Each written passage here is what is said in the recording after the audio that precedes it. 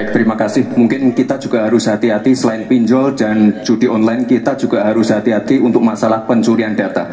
Untuk itu harus kita kuatkan cyber security dan cyber defense kita. Itu sudah kita lakukan di Solo Technopark ada sekolah cyber security. Dan yang perlu ditekankan lagi adalah bagaimana para e-commerce ini bisa comply dengan regulasi kita. Jadi sudah tidak ada lagi nanti ke depan yang namanya shadow banning, yang namanya price dumping, yang namanya barang-barang cross border yang membunuh UMKM kita. Kita ke depan harus melindungi UMKM dan kita ingin sekali lagi, karena tadi Cak Imin bicara masalah literasi keuangan dan literasi digital, ke depan yang kita siapkan harus ada penguatan SDM, penguatan manusia digitalnya. Karena itu kita ingin anak-anak muda untuk ikut andil dalam hilirisasi digital yang akan kita canangkan sebentar lagi.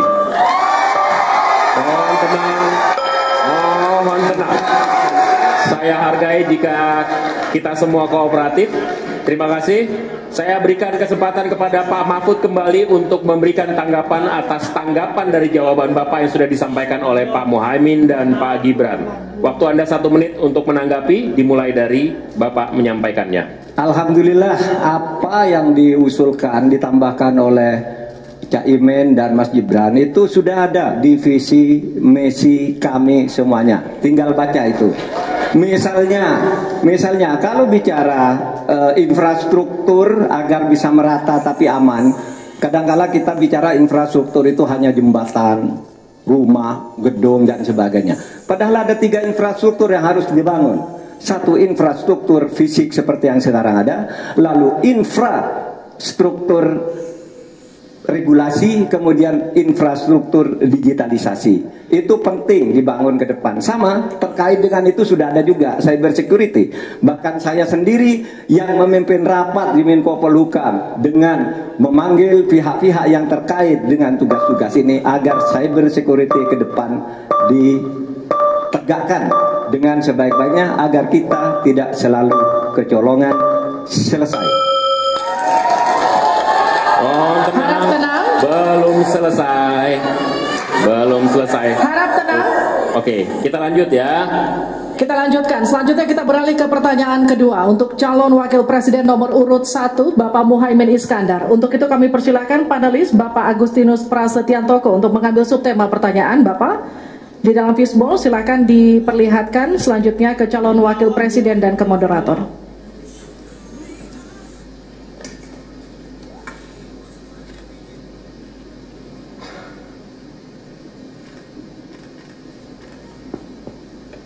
Investasi. Selanjutnya kami mengundang Bapak Fauzan Ali Rashid untuk mengambil undian huruf A, B, atau C. Kita lihat. Huruf A. Baik, terima kasih Pak.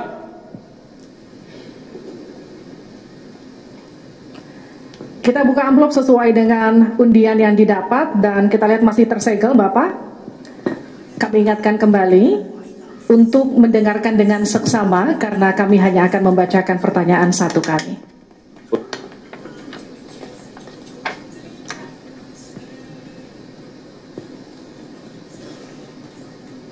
Pertanyaan untuk calon wakil presiden nomor urut 1 Bapak Muhaimin Iskandar dengan subtema investasi. Kontribusi usaha menengah terhadap ekonomi kita sebesar 13%, sementara Thailand mencapai 18% dan Singapura 22%. Pertanyaannya, bagaimana strategi paslon meningkatkan investasi untuk usaha menengah dan mendorong usaha kecil naik kelas? Waktu Bapak untuk menjawab 2 menit dimulai sejak Bapak berbicara. Silakan. Terima kasih. Investasi salah satu yang paling penting buat pertumbuhan ekonomi kita. Dan investasi tidak akan ada masuk ke tanah air kita apabila tidak kita bangun trust, kepercayaan internasional, kepercayaan dalam negeri. Dengan apa? Dengan kepastian hukum dan terjaganya kestabilan usaha yang berkembang di masyarakat kita. Di sisi yang lain, investasi juga masih sangat tertutup. Kita ingin investasi ini begitu terbuka dan tidak hanya berkonsentrasi kepada investasi yang menumpuk pada sektor-sektor tertentu atau padat modal. kita perlu menggeser investasi ini menjadi padat karya yang bisa melibatkan seluruh anak bangsa ini mendapatkan pekerjaan. Di sisi yang lain, di lain halnya investasi yang transparan akan membuka akses usaha kecil dan menengah untuk terlibat di dalam proses investasi yang masuk ke dalam negeri maupun yang ada di masyarakat. Kedua, agar investasi ini bisa masuk buat kalangan UMKM dan seluruh pelaku usaha kecil, maka kita harus kuatkan kapasitas dan kualitas produksi dari UMKM kita, sekaligus tanggung jawab pemerintah ini meyakinkan sekaligus memberi fasilitas kemampuan pemasaran untuk meyakinkan para calon investor baik di dalam negeri maupun dari luar negeri. Yang lebih penting dari itu adalah kepastian hukum, termasuk di dalamnya adalah jaminan akan investasi tidak akan disalahgunakan atau tidak menjadi beban baru, dalam artian investasi mengandung kecurigaan kerugian yang itu diakibatkan kepercayaan yang menurun. Kredibilitas pemerintah hukum harus ditegakkan untuk membangun trust agar semua yang investasi merasa aman. Cukup, waktu Anda habis. Terima kasih. Mohon tenang. Kita mulai untuk meminta tanggapan dari calon wakil presiden nomor urut 2 terlebih dahulu, Pak Gibran. Silakan. Baik, terima kasih Gus Muhaimin. Mungkin PR kita ke depan adalah bagaimana kita bisa menurunkan indeks ICOR kita. Kita ingin indeks ICOR kita turun ke angka 4 atau 5%, sehingga investasi akan naik dan akan menumbuhkan trust juga dari para calon-calon investor. Lalu ini yang perlu kita garis bawahi. Kita ingin akses untuk logistik harus terkoneksikan sehingga distribusi bisa menurun. Lalu untuk UMKM ini memang PR kita ke depan juga. Kita ingin memperbanyak inkubasi sehingga UMKM kita bisa naik kelas. Kita dampingi dari A sampai Z. Kita dampingi dari packagingnya, dari brandingnya, dari marketing ownernya. Setelah selesai kita dampingi lagi permodalannya. Setelah selesai kita dampingi lagi untuk bisa mendapatkan off-taker. Terima kasih. Waktu Anda masih tersisa, Bapak. Tenang. Cukup? Baik. Selanjutnya saya berikan kesempatan kepada calon wakil presiden nomor urut 3, Pak Mahfud. Caimin, calon wakil presiden paslon 1. Begini, yang Bapak sampaikan itu tadi saya kira itu sangat normatif. Seharusnya begitu. Di lapangan, Pak, investasi itu sulit loh, Pak. Prosedurnya bertele-tele, ada konflik of interest di mana pejabat yang ngurus itu misalnya harus mendapat sesuatu tapi disalurkan lewat si A. Itu laporan yang masuk ke saya. Ada urusan harusnya diinvestasikan untuk rakyat, itu malah disentralisasi ke negara, dibuat PT sendiri lalu diurus sendiri, rakyatnya tidak kebagian.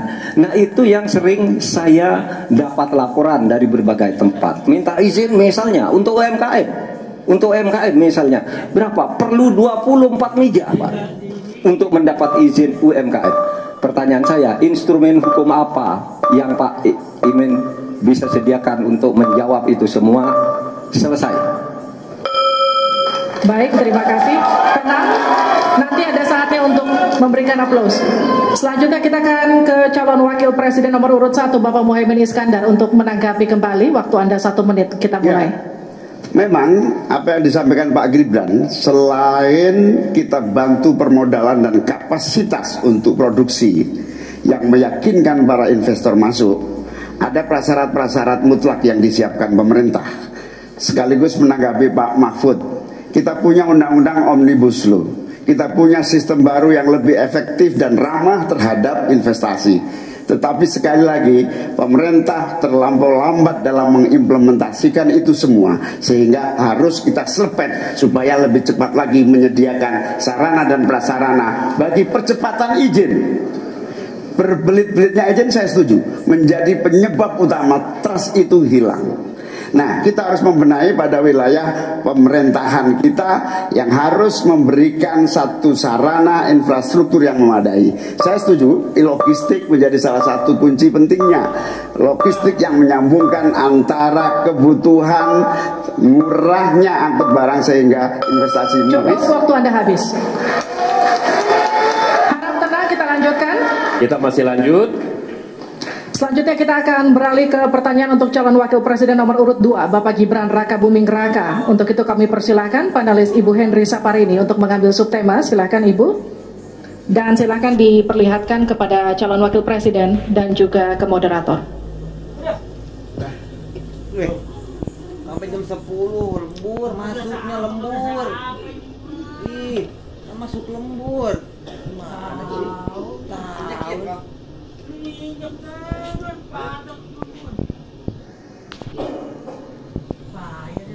Payah nih, baru jam berapa? Jam 9.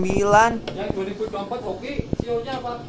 Keuangan, pajak, dan tata kelola APBN APBD. Baik, untuk selanjutnya Pak Hieronymus Rowa, kami mohonkan untuk mengambil undian untuk mengetahui huruf apa yang akan muncul. Iya. Nih. B, ya. Baik, terima kasih. Masuk lembur ini. Kita akan ambil dan buka amplop pertanyaan sesuai dengan undian dan silahkan amplopnya masih tersegel.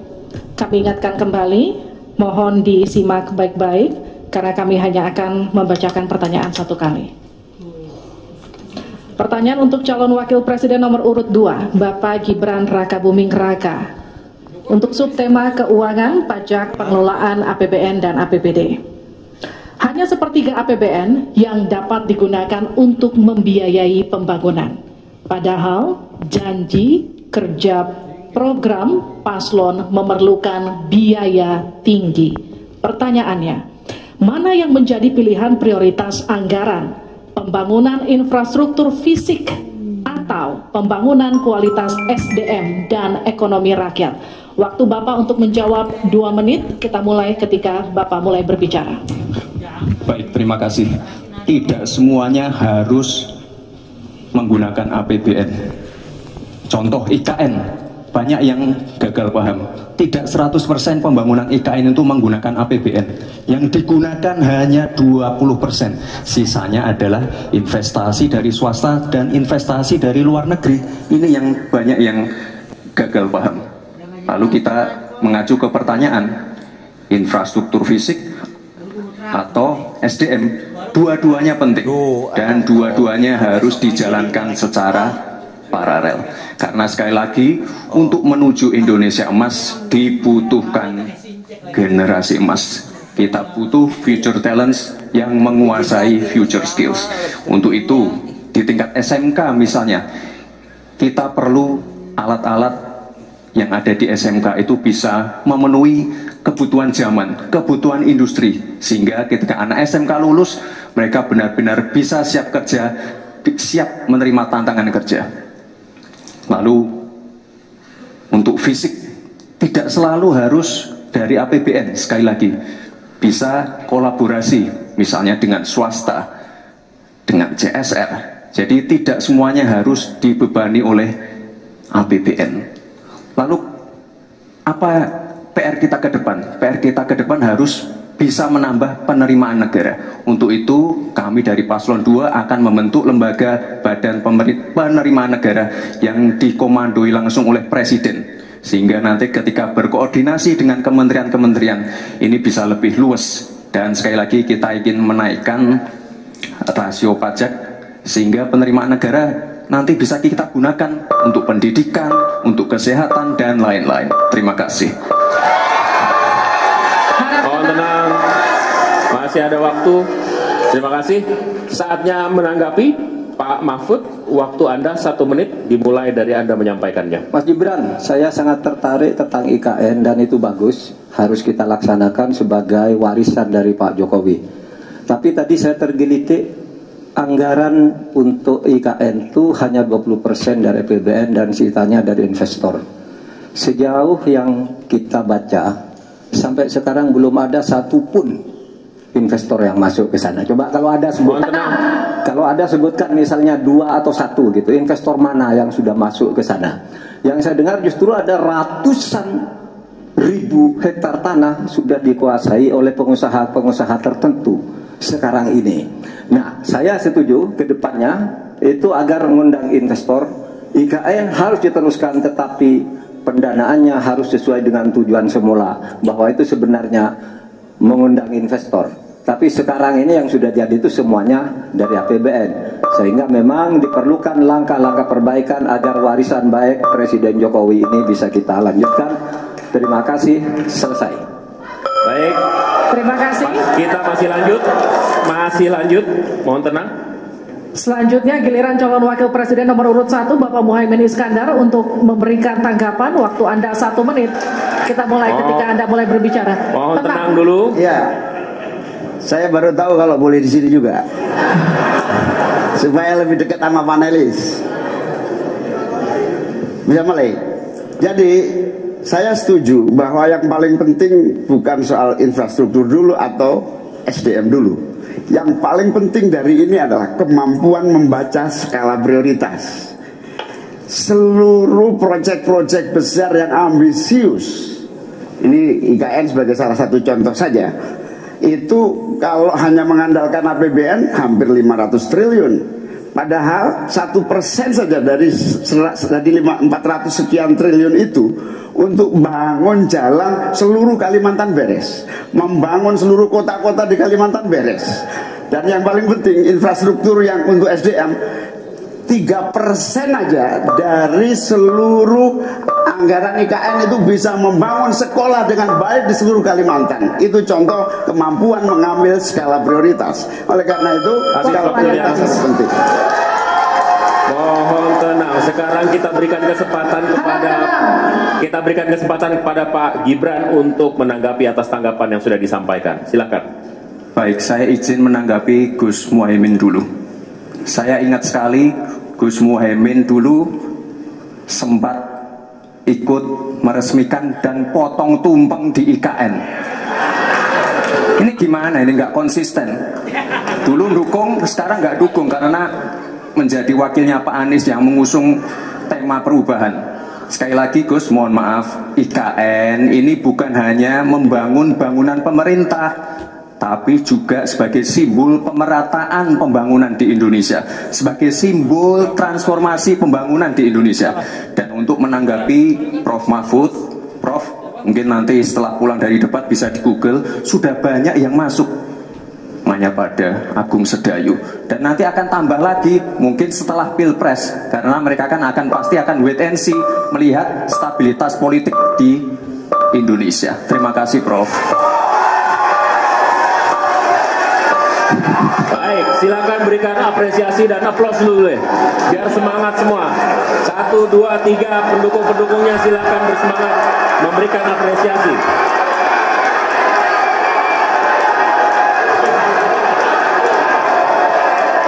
Kita masih akan lanjutkan debat ini di sesi selanjutnya, masih tentang uji panelis yang dilakukan dalam bentuk pertanyaan yang akan disampaikan. Tetaplah bersama kami di debat kedua calon wakil presiden pemilu 2024.